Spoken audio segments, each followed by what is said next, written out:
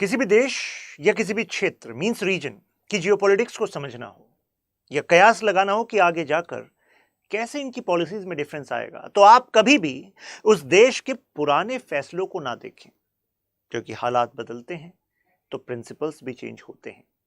India का long standing principle है that we are not going to be part of any alliance. हम non aligned movement वाले लोग हैं। हम किसी भी एक के तरफ नहीं जाते।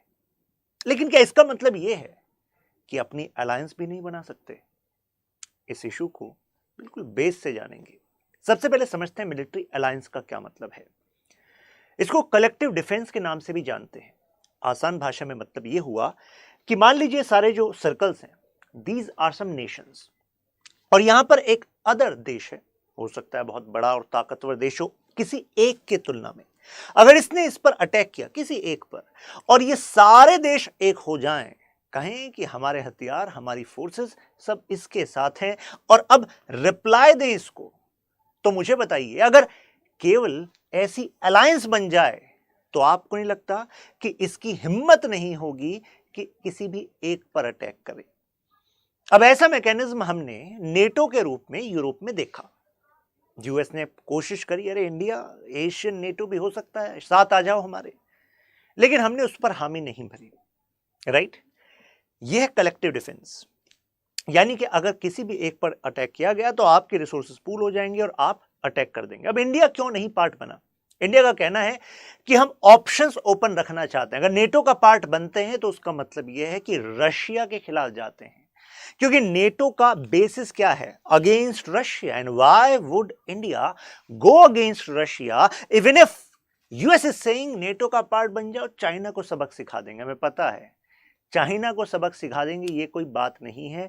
You never know when US changes it's policy. अगर आप पास्ट में जाएं तो ओबामा के समय में G2 की बात चल रही थी। G2 का मतलब है यूएस चाइना की बात चल रही थी। वो तो ट्रंप आए तो नीतियां बदली, बाइडेन आए तो नीतियां कंटिन्यू रही। आगे जाकर क्या डायनामिक्स इनके बदल जाए? Why we would actually go against our long standing partner Russia, है कि नहीं? तो वो तो हमने ऑफ द टेबल कर दिया। इंडो पैसिफिक हमारी प्रायोरिटी है और इसमें सिक्योरिटी कोऑपरेशन के लिए हम ऑलरेडी साउथ ईस्ट एशिया के जैसे आसियान देशों के साथ हम कोऑपरेट कर रहे हैं। हमारी multilateral, bilateral, naval military exercises भी होती हैं। हमारा मोटो है कि हम collaborative, inclusive, free and open Indo Pacific चाहते हैं, यानी कि हम सबको साथ लेकर चलना चाहते हैं। इंक्लूसिव, कोलैबोरेशन करेंगे, फ्री एंड ओपन। फ्री और एंड ओपन ये इंडिकेशन है उसके लिए जो ब्लॉक करना चाहता है रास्ता, जो अपने आप को एक्सपेंड करना चाहता है। Mechanism like quad and this Colombo security conclave is an example कि एक तरफ हमारे साथ ऑस्ट्रेलिया, जापान, यूएस है, तो दूसरी तरफ हमारे पास अपने साउथ एशियन नेबर को भी हम देख रहे हैं। सिक्योरिटी थ्रेट है इन दिस रीजन। कारण अब सिक्योरिटी थ्रेट हम केवल इसको ना माने कि अच्छा यार ये तो साउथ चाइना सी वालों का मामला है, स्पार्टले, पैरासल आइलैंड इनका मामला है, ईस्ट चाइना सी में जापान का इशू है, ताइवान का इशू, हमें क्यों बीच में पड़ना है? नहीं, South China Sea, Malacca strait major trading route है, नेचुरल रिजर्व्स का हब है, और यहां पर स्पेशल इकोनॉमिक जोन में जहां पर हमारी कंपनीज को, फॉर एग्जांपल वियतनाम में हमने ओएनजीसी विदेश लिमिटेड के थ्रू कॉन्ट्रैक्ट लिया, तो अगर चाइना का पूरे पर आधिपत्य हो जाए तो क्या हमें मिल पाएगा? नहीं मिल पाएगा। राइट? क्रिटिकल रूट्स हैं, अगर हमें सप्लाई करनी है फॉर एग्जांपल जापान को, साउथ कोरिया को, या अपने इन साउथ ईस्ट एशियन नेबर्स को। फॉर एग्जांपल अभी हमारे डिफेंस एक्सपोर्ट के पोर्टफोलियो में मेजर कौन है? फिलीपींस, वियतनाम, ये देश है कि नहीं? और इस एरिया पर अगर चाइना का कंट्रोल आ गया तो उसमें प्रॉब्लम होगी कि नहीं होगी? बिल्कुल होगी। चाइना ऑलरेडी पाकिस्तान के साथ मिलकर इंडिया को प्रेशराइज करना चाहता है। तो मैं उन कारणों पर बात कर रहा हूं कि जिन कारणों की वजह से एंड तक आपको सोचने पर थोड़ा सा यू कैन से टिल्ट आना चाहिए कि क्या ठीक है ये अलायंस नहीं बनाएंगे, अलायंस में नहीं रहेंगे वाली पॉलिसी, या चेंज की जरूरत है, और शायद इंडिया वो चेंज ला सकता है। राइट? तो अगर वो पाकिस्तान को बिल्ड कर रहा है, कोलैबोरेशन दिखा रहा है अगेंस्ट इंडिया, तो हम भी तो दूसरों के साथ मिल सकते हैं ना। That's why it can change. लेकिन क्या चेंज का मतलब नेटो के साथ जाना होगा? नहीं, नेटो के साथ जाना नहीं होगा। यहां पर कारण चाइना केवल नहीं होना चाहिए कि चाइना के अगेंस्ट नेटो के साथ चले जाओ, क्योंकि यहां पर यूएस लीड कर रहा है। तो यूएस कह रहा है प्रॉब्लम मत लो, नेटो देश प्रॉब्लम नहीं करेंगे, क्योंकि 70% के आसपास तो पैसा मैं ही लगाता हूं, तो मैं जिस भी तरफ को मोड़ूंगा उस गाड़ी को मुड़ जाएगी, राइट। तो वो कह रहा है एशियन नेटो बना देंगे। लेकिन हमारा ये कहना है, देखो सबसे पहली बात, एम्बिशन है हमारा मेजर पावर बनना। और मेजर पावर कब बनते हैं? क्या किसी की लाइन को टो कर मेजर पावर बनते हैं? नहीं। हमें पता है अगर एशियन नेटो कोई वर्जन आया भी तो यूएस कभी हमें नंबर 1 बनने देगा क्या? नहीं देगा। और सेकंड नंबर हमें बर्दाश्त नहीं है। तो वाई वुड वी, मतलब केवल बर्दाश्त इन द सेंस कि यहां सम्मान की बात नहीं हो रही, सम्मान की बात तो है ही, उसके साथ मतलब लॉजिक सोचिए ना। यूएस अगर एशियन नेटो ला रहा और भले ही वो मेजोरिटी ऑफ एक्सपेंडिचर भी कर रहा है, लेकिन वो अपने इंटरेस्ट को पहले रखेगा या हमारे इंटरेस्ट को? अपने इंटरेस्ट को। और कई जगह इंटरेस्ट कॉन्फ्लिक्ट भी हो सकते हैं, right. Why would we bring Asian NATO, right, in this area? तो ऐसे में नेटो का जो प्रिंसिपल है वो कहता है कि अगर किसी भी एक एलाय पर अटैक हो गया तो बाकी एलाय कमिटेड हो जाएंगे उस पर अटैक करने के लिए जिसने भी एक पर अटैक किया है। तो हमें दूसरे के झगड़े में पड़ना क्यों है, जब हमें पता है कि कई सारे कॉन्फ्लिक्ट जो है यूएस इसलिए क्रिएट करता है जिससे कि पावर पोस्चरिंग करके वो बता सके कि आप सबकी सिक्योरिटी का जिम्मा यूएस का है, राइट।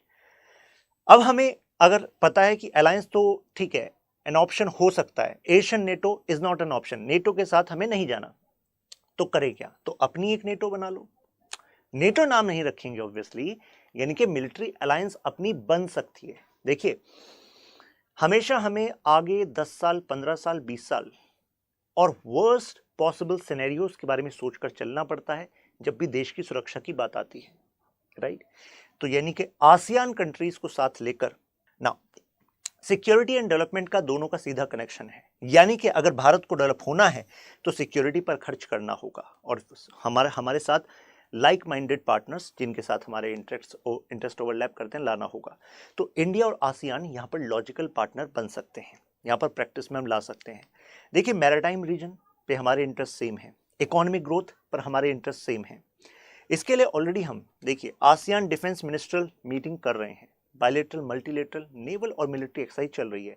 तो यानी कि ऐसा नहीं कि आउट ऑफ द ब्लू हम मिलिट्री अलायंस की बात कर रहे हैं। जो इनिशियल स्टेप्स होते हैं सिक्योरिटी कोऑपरेशन के वो हैं। अगर चाइना इन पर भी एक्सपेंड करने लगता है फर्दर, क्योंकि मिलिट्री बेस बना रहा है, एसईजेड को क्लेम कर रहा है और हम पर भी बॉर्डर इशू कर रहा है, लद्दाख हुआ, अरुणाचल प्रदेश, तो ऐसे में अगर हम सब अपने रिसोर्सेज को पूल कर दें और क्लियर मैसेज दे दें कि भाई अगर एक पर भी हमला हुआ तो बाकी सब साथ में एक्ट करेंगे आपके खिलाफ, तो this can actually work as a deterrence against China. Now हम अभी तक क्या कर रहे हैं? पायरेसी को काउंटर करना, रोबरी, शिप रेस्क्यू ऑपरेशन, इसमें कर रहे हैं। चाइना की कंटेनमेंट पॉलिसी है, चाइना इस एरिया में किसी भी पावर को बढ़ने देना नहीं चाहता। तो अगर वो नहीं चाहता तो हमको तो साथ आना ही होगा ना, हमारे पास वो रास्ता क्या है? अभी हम आसियान में देखें तो सब के सब देश मिलिट्री मॉडर्नाइजेशन में लगे हुए हैं, राइट। और अमेरिका का स्ट्रेटेजिक कमिटमेंट है इन सब देशों के लिए, लेकिन कब तक नहीं पता। अल्टीमेटली अपने साथ ही खुद को खड़ा होना होता है, राइट। सो ऐसे में वियतनाम का देखिए, जो लास्ट हमें अपडेटेड डेटा मिला उसके हिसाब से 8 गुना वियतनाम ने अपना डिफेंस एक्सपेंडिचर बढ़ा दिया है। यानी कि कॉम्बैट एयरक्राफ्ट ले रहा है, फास्ट क्राफ्ट गाइडेड म्यूनिशंस ले रहा है, फ्रिगेट्स ले रहा है, सबमरीन्स ले रहा है। ऐसी बाकी देश भी, फिलीपींस, इंडोनेशिया, मलेशिया, थाईलैंड, मतलब बहुत तेजी से बजट बढ़ रहा है। टेक्नोलॉजिकल सोफिस्टिकेशन पे हर कोई देश इन्वेस्ट कर रहा है। तो हमारे लिए मार्केट भी है और हमारे लिए पार्टनर्स भी हैं, राइट।